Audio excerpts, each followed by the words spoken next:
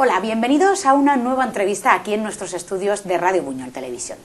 En esta ocasión vamos a hablar de nacionalismo, la presentación de un libro que se lleva a cabo mañana en Valencia. Tenemos aquí a dos de sus protagonistas, concretamente al autor del libro que se presenta mañana y también al presidente de la asociación que promueve esta presentación del libro. Así que sin más les doy paso y animo a que escuchéis esta entrevista que seguro que les resulta muy interesante. Sin más, les damos paso a Kilian Cuerda, presidente de la Asociación Cultural Espais Valencià. Hola, buenos días. Buenos días. Y también tenemos a Pablo Batalla, también el autor de este gran libro. Cuéntanos cómo se llama tu libro. Se llama Los nuevos odres del nacionalismo español. Madre mía. Haznos un resumen, así como me has dicho, básico de lo que va el libro.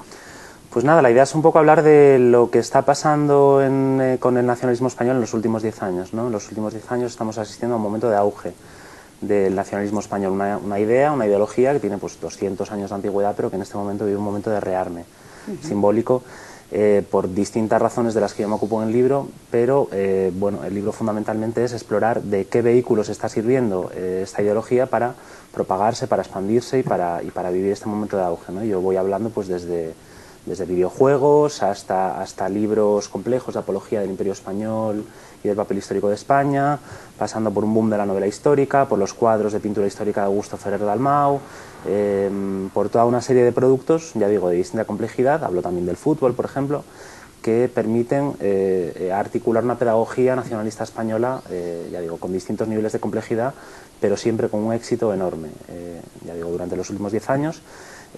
Ocupándome también de contextualizar eso en momentos anteriores de la historia del nacionalismo español y también en otros nacionalismos del mundo y de la propia España, ¿no? De la propia península ibérica, de cómo lo que está pasando en España forma parte en realidad de una oleada mundial con manifestaciones en distintos lugares y por supuesto también en España, ¿no? Procuro transmitir la idea de que lo que pasa en España, frente a esa idea que tenemos a veces de que España es un país especial, para bien o para mal, transmitir que lo que pasa aquí pasa en todas partes y contextualizarlo de esa manera. Muy bien, estupendo. Supongo y deduzco que tú eres historiador, que también has analizado este asunto en algunas otras ediciones, algunos otros libros. No en otros libros, pero bueno, es un tema que me ha interesado siempre, ¿no? Siempre me han interesado mucho el nacionalismo y la religión, ¿no? Son dos fenómenos que, sin ser yo partícipe de ellos, ¿no? Yo no me siento nacionalista y desde luego no soy religioso, me interesan mucho desde siempre, ¿no? Entender esa psique, ¿no? Esa mentalidad, ese fenómeno histórico. Y en el libro también, de alguna manera, conecto las dos cosas, ¿no? Transmito la idea, que desde luego no es mía, sino que es muy vieja, ¿no? De que el nacionalismo es una religión secular de la edad contemporánea, ¿no?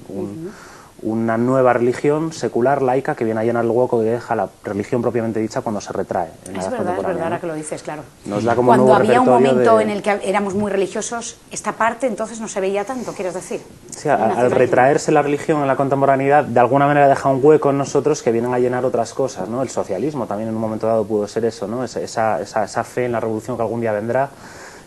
También es una forma religiosa, ¿no? de pensar, y el nacionalismo desde luego es eso, ¿no? Nos proporciona un nuevo repertorio de héroes, de mártires, de textos sagrados, de mandamientos, de sacramentos, de herejes también, ¿no? Y de una idea de trascendencia, ¿no? De formar parte de algo más grande que nosotros. Entonces yo en el libro pues juego con la idea de eso, ¿no? De que el nacionalismo es una nueva religión, el nacionalismo español es una religión secular que tiene teólogos, misioneros y catequistas, distintos niveles de complejidad para transmitir una fe, ¿no? Igual que el cristianismo necesitó al Santo Tomás de Aquino, que escribía 20 páginas incomprensibles sobre la Santísima Trinidad, pero también necesitó al San Patricio, que cuando iba a Irlanda a evangelizar a los paganos les enseñaba un trébol de 3 hojas y les decía 3 hojas en una misma planta. Esto es la Santísima Trinidad.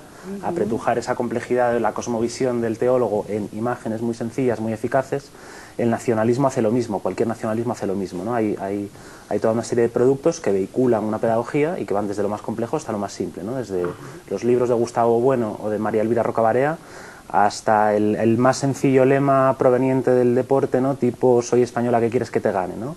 Un lema que viene del deporte pero con el que se llegan a hacer hasta camisetas, etcétera, ¿no? O sea, que acaba trascendiendo los límites del deporte y que en realidad condensa en una pequeña frase la misma cosmovisión que hay en el libro más complejo de Gustavo Bueno, ¿no? La idea de España es un país excepcional, hay que sentirse orgullosos de ser de este país glorioso y excepcional. Es la misma idea condensada en productos de distinta complejidad.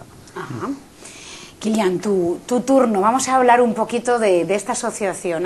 Cuéntales a todos los que nos escuchan y nos ven de qué va esta asociación, de Asociación Cultural Espais Valencià. Sí. También estuviste en uno de los últimos espacios abiertos que hicimos en el 9 de octubre hablando sobre valencianismo. Exacto. Día de la Comunidad Valenciana, un espacio abierto muy chulo que fue muy seguido por mucha gente. Y bueno, pues ¿por qué? ¿De qué se trata esta asociación? ¿Cuánto tiempo tiene? Bien, nosotros somos una asociación que nos ponemos en marcha antes del confinamiento, antes de la pandemia, a un nivel, digamos, cerrado para organizar y preparar todo lo que sería el proyecto, un pequeño grupo de gente. La intención era haberlo puesto en marcha sobre las fallas confinadas que tuvimos, pero entonces llegó la pandemia, llegó el confinamiento y hubo que retrasarlo todo. El año siguiente también fue muy duro laboralmente, personalmente para todo el mundo, entonces fuimos haciendo, digamos, a puerta cerrada todo el trabajo de preparar proyectos, propuestas, papeles, etcétera, y nos presentamos públicamente en sociedad este pasado septiembre. Ostras, ¿cuál es su fin? Cuéntanos. Pues nuestro fin como asociación, somos un colectivo que se llama Espais Valencià, porque quiere hacer una clara reivindicación del valencianismo como línea central, general, desde un punto de vista cultural, y como asociación cultural queremos trabajar por cuestiones como la cultura popular, la historia también, el patrimonio. Sin mezclar la política, deduzco. Pero mezclando la política, por supuesto. Muy bien. Pero no los partidos. Vale. Tiene una visión política muy clara porque lo que hacemos es defender unos valores de progreso, unos valores progresistas y valencianistas, unos valores de libertad, de igualdad, de fraternidad, pero no somos parte de ningún partido. No somos cada ¿No persona. estáis ligados o no es parte de cada ningún partido persona que forme parte individualmente a título personal que haga lo que quiera. Pero somos una entidad apartidista. Tenemos unos valores de izquierdas progresistas muy claros y consideramos, y es donde va el fin de la asociación, consideramos que hay que dar una batalla cultural en el campo cultural por hacer esos valores mayoritarios en la sociedad, trabajando en, digamos, proyectos y aspectos y el sentido de... Había un hueco que cubrir, claro, visteis esa necesidad, un grupo de sí, cierto, intelectuales. en los aspectos culturales, ¿vale?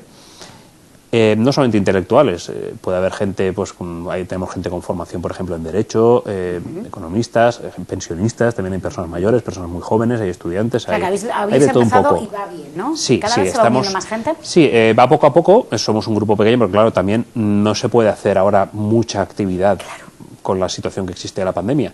Pero nosotros tenemos la intención de funcionar como una factoría de ideas, de propuestas, de proyectos, desde un punto de vista cultural, para todo el mundo progresista valenciano. Por eso habéis visto la oportunidad de lanzar, ¿no? De apoyar este tipo de autores y sus obras. Exactamente. ¿No? Lo que queremos ahí con eso es realizar un acto de debate. Es decir, debatir sobre estos temas. Claro. Consideramos que son temas que se tiene que hablar de ellos y de hecho por eso estuvimos aquí hablando de valencianismo el 9 de octubre.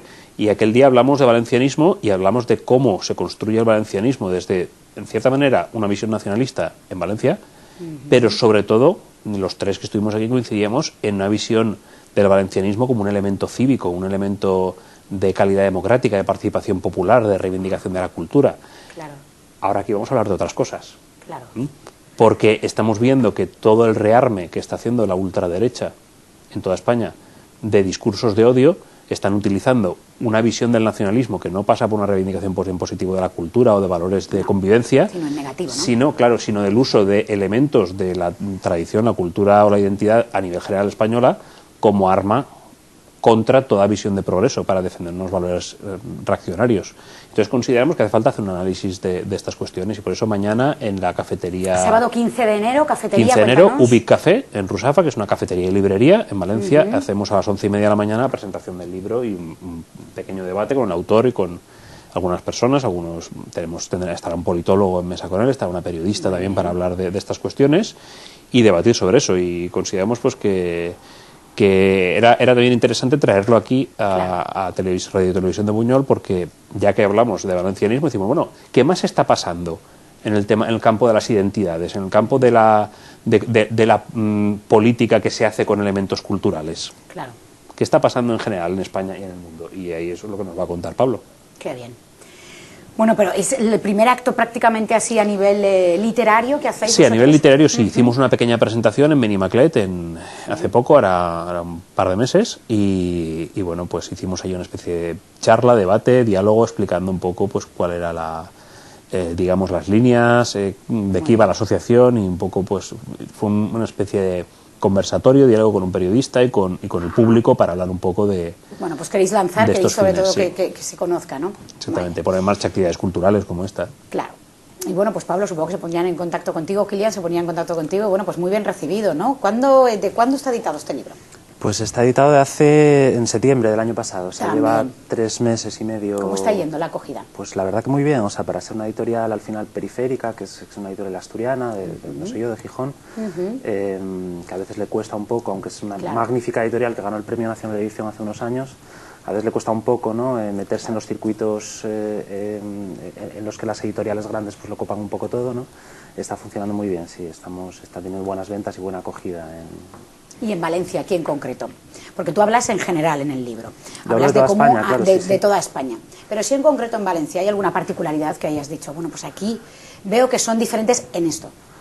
Pues, ¿O más o menos lo ves todo igual? No, en el libro salen cositas valencianas, ¿no? Pues hay un momento dado en el que, por ejemplo, cito un pasaje de una novela de Blasco Ibáñez para ilustrar un concepto de un sociólogo británico que es el nacionalismo banal, ¿no? Como la nación no nos es recordada solo en grandes fastos, sino también en pequeñas cositas subliminales. Cito un momento dado, pues un pasaje en el que Ángel Ganivet cuenta que están buscando por Valencia la paella más auténtica valenciana, ¿no?, dentro de aquella búsqueda de finales del siglo XIX de las esencias nacionales, y la encuentran en un burdel del Grau. Cito mucho a Ferran Archilés, que pues, dentro de los estudiosos del nacionalismo español en España es uno de los 2 o 3 grandes. Está Núñez Seixas en Galicia, está Ferran Archilés aquí en Valencia y tal. Y nada, pasa un poco lo mismo en todas partes. Hay una cosa interesante, por ejemplo, en este momento, que está aprovechando mucho Vox, que es el reciclaje de una idea que manejó mucho el franquismo, que es el regionalismo bien entendido, ¿no? Cultivar un cierto folclorismo, un cierto costumbrismo regional, pero al servicio de la idea de la gran nación española, ¿no? Y buscar en cada región la manera con lo que nos sintamos más identificados. Desde quizás, lo regional, ¿no? ejercer lo nacional y lo nacionalista español, ¿no? Pues lo que en Asturias sería Covadonga y Don Pelayo, o en Extremadura serían los conquistadores. Pues aquí en Valencia entiendo que sería Jaume I, la conquista de Valencia, la expulsión de los moros, etcétera, etcétera, ¿no? Hay una búsqueda en cada región de aquellos elementos propios de la región que permiten articular el discurso chauvinista, imperialista, reaccionario, xenófobo, etcétera, etcétera, que articula la ultraderecha en este momento, ¿no? En el mismo himno valenciano tienes una frase que siempre ha sido muy polémica de... Para ofrendar glorias a España y tal. Exactamente, Claro. Es un poco me acaba de venir a la mente. Sí, De todas maneras, en España en concreto, como dices, sí que es cierto que a nivel internacional está aconteciendo todo lo relacionado con lo mío, lo nuestro, ¿no? Sí que no sé, es la impresión que yo tengo. ¿En España quizás vamos un poco más retrasados? España es un país que tiene una tendencia histórica a o llegar... vamos ya a pasos agigantados en ese sentido. España es un país que tiene una tendencia histórica a llegar un poco tarde a las cosas, ¿no? A Sí. que los fenómenos internacionales aquí llegan con 10, 15, 20 años de retraso, pero en todo caso acaban llegando porque, ya digo, España no es un país especial, ¿no? Y en España, pues bueno, también hay la particularidad de que de los 40 años de dictadura franquista y de lo que eso congeló, retardó, etcétera, ciertas cosas, ¿no? Sí, pero cuando hablamos, por ejemplo, de Estados Unidos, siempre asociamos cualquier casa en Estados Unidos, vamos paseando a Estados Unidos y muchas tienen la bandera de Estados Unidos y era algo normal. Aquí decimos, ostras, allí era normal y aquí lo vemos todavía algo anormal. ¿Es ese retraso que estamos hablando? Sí, pero por ejemplo Estados Unidos es un ¿O porque país... no era muy nacionalista España y allí sí? Curiosamente Estados Unidos es un país realmente muy parecido a España, ¿no? En muchas cosas ¿Por qué? Por lo de comunidades que autónomas no pensamos y que pudieran serlo, ¿no? Por ejemplo, cuando aquí en España se dice estamos obsesionados con la guerra civil, ¿no? No dejamos de hablar de la guerra civil, han pasado 80 años. Estados Unidos es un país obsesionado con la guerra de secesión. Sí. Que sigue pues dejando unas heridas muy abiertas que siguen supurando y hace 150 o 160 años de ella, ¿no? Pasan un poco las mismas cosas en todas partes, ¿no? Y es una idea que también me gusta. Pero aquí es muy de comunidades incidir. autónomas, que hemos sido muy separados en ese sentido, que yo creo que mucha gente se sentía más valenciano que español. Y quizás también pasa eso en Estados Unidos, por ejemplo, porque es por estados. El tema de España también es eso, ¿no? La particularidad de 40 años de larga dictadura franquista que hizo que saliéramos de ella.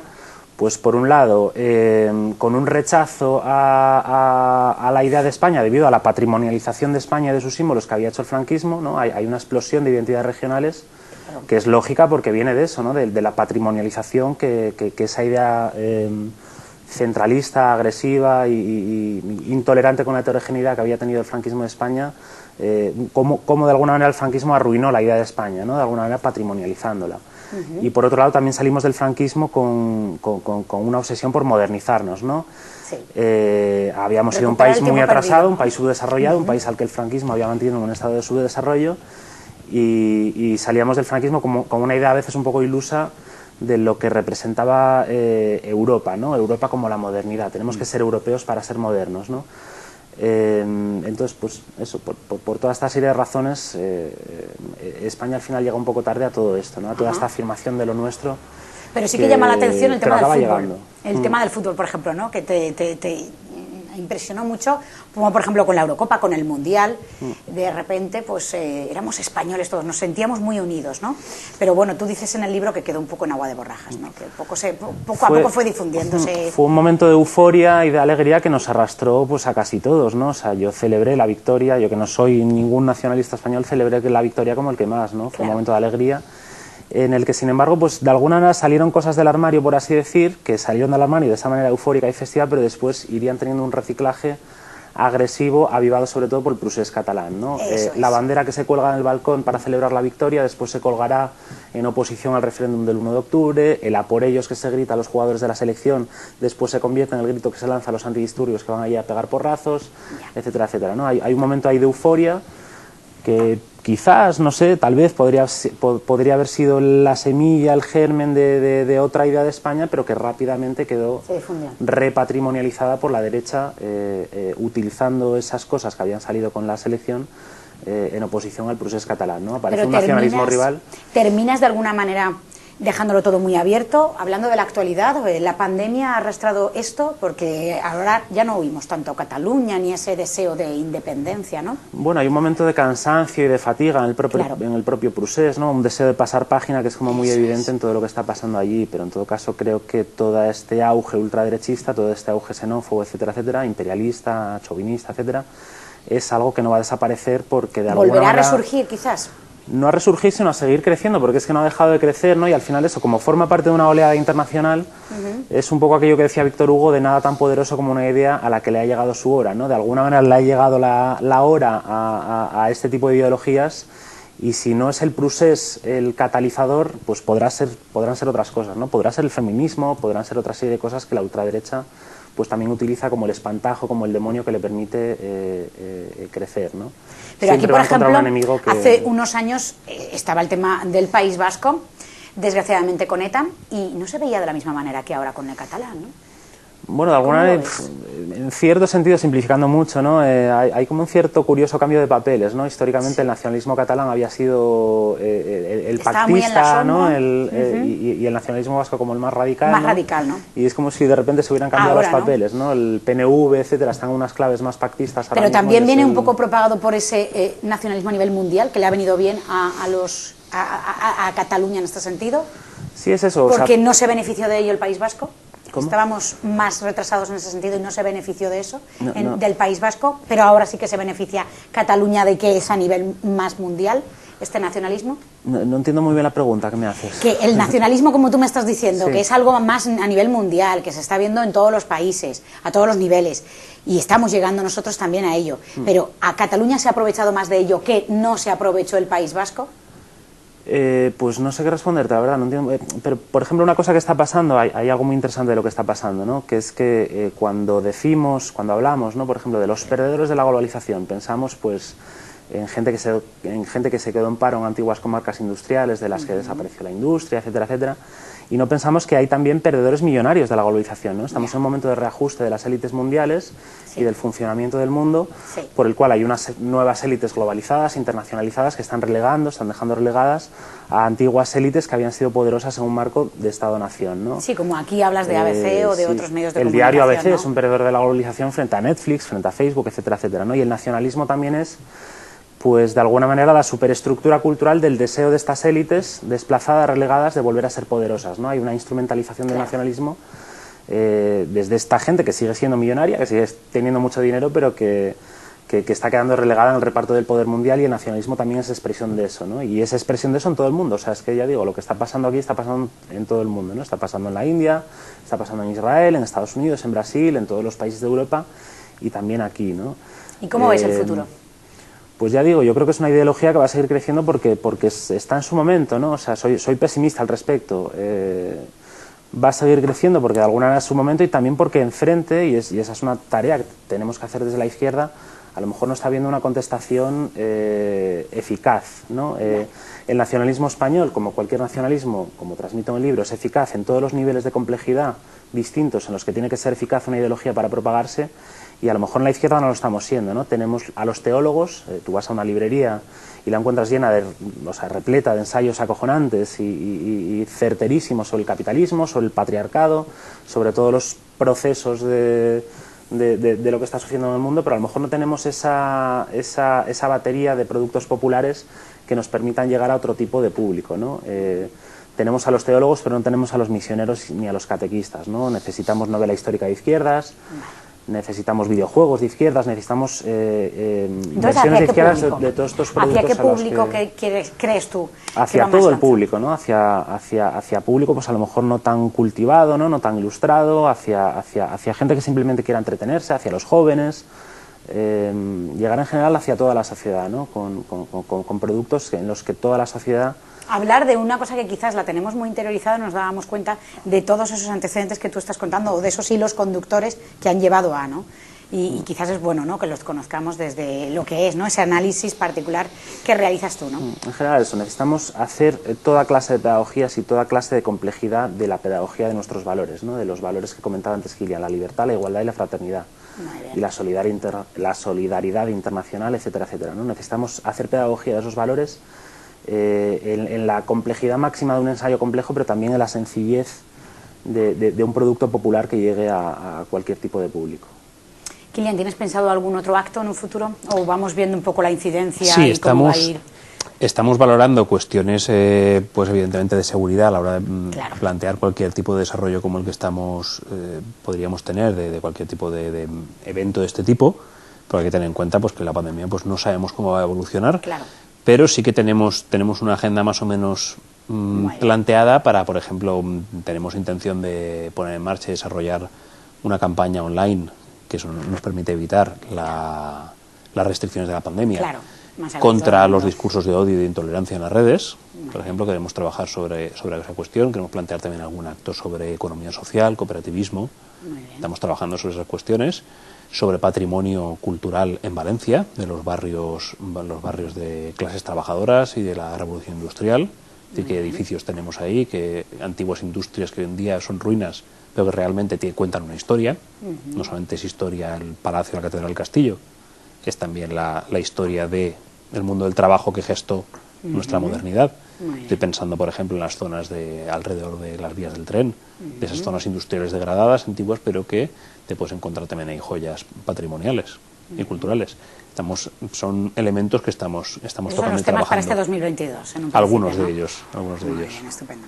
Bueno, pues ha sido un placer teneros, chicos. Esperamos y deseamos que vaya todo muy bien. Muchas gracias. Que tu libro siga creciendo y bueno, sigas interesándote tanto por unos temas que sí que es cierto que preocupan a la sociedad.